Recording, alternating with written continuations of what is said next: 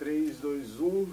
Entrevista aqui com o técnico do Clube de Regatas Brasil, Dado Cavalcante. Dado, como foi o teu envolvimento? Como é que você começou a se entender, a trabalhar, a lidar com o futebol? Minha infância, acho que como todo jovem brasileiro, ela se deu pela influência do meu pai em relação ao futebol. Meu pai foi atleta de futebol profissional por pouco tempo, por um breve momento. E ele me deu o encaminhamento para o futebol, né? Me levava para os jogos, para o estádio, me matriculou numa escolinha de futebol. E essa paixão, ela foi alimentada pela família e foi acrescentada a cada momento, a cada descoberta. Assim como todo jovem, eu tinha esse sonho de ser atleta de futebol profissional e me dediquei ao extremo para que isso acontecesse.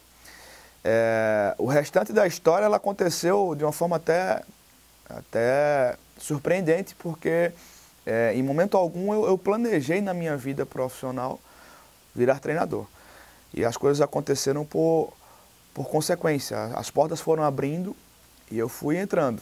E eu fui me preparando para que outras portas abrissem e eu fui entrando. Mas a primeira influência foi do meu pai, foi da minha família.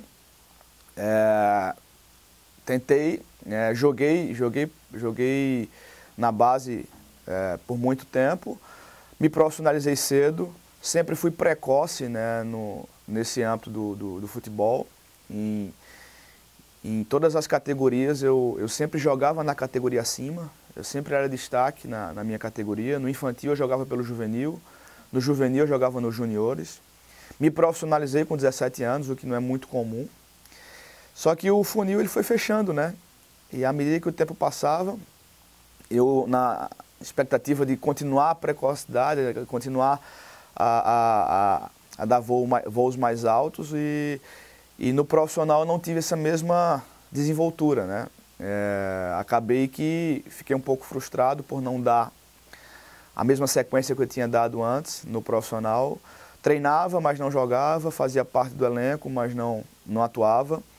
E essa ansiedade mexia um pouco comigo e talvez tenha influenciado diretamente para o meu pensamento de não seguir a carreira como atleta. Obviamente que também uma avaliação do que eu fazia, né?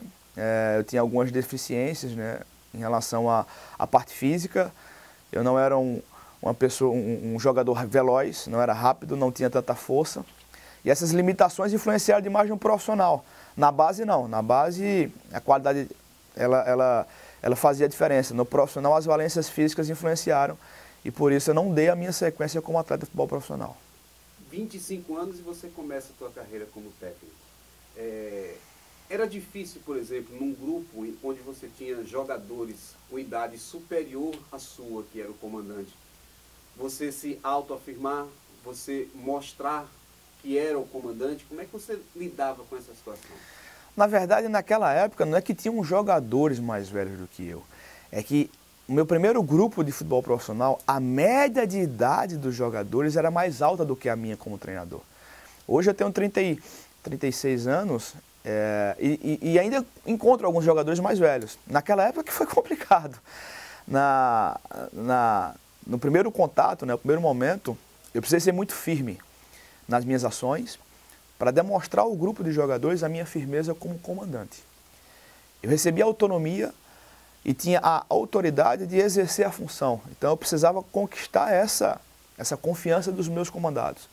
Eu me preparei muito naquele primeiro momento. Tudo que eu falava para os jogadores, eu media antes. Eu calculava o que é que eu iria dizer. Não era algo espontâneo. Era algo realmente engessado, porque eu tinha essa preocupação de passar para os atletas a segurança e principalmente fazer com que eles confiassem na minha palavra, confiassem nas minhas intervenções, nas minhas cobranças, nas minhas orientações.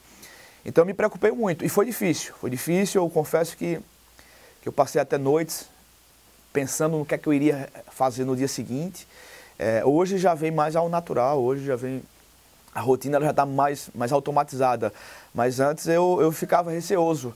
E eu media muito as minhas palavras, justamente para não ofender, mas também para não alisar. E esse momento foi um momento de afirmação, porque a partir do momento que eu gerava a confiança dos atletas, eles me respondiam isso dentro de campo. E esse feedback enriqueceu a nossa relação, fortaleceu a nossa relação. E aí foi um pulo, né, para dar o segmento no andamento do trabalho, para fazer aquilo que eu imaginava que seria bem feito para a relação entre atleta e treinador. Se dá muito mais valor ao técnico hoje do que ele tem? Alguns defendem de que há uma supervalorização do treinador, super salários, essa coisa toda. Isso é verdadeiro ou ele nem tanto, não é tão verdadeiro assim? Não? É verdadeiro. É verdadeiro nos dois aspectos.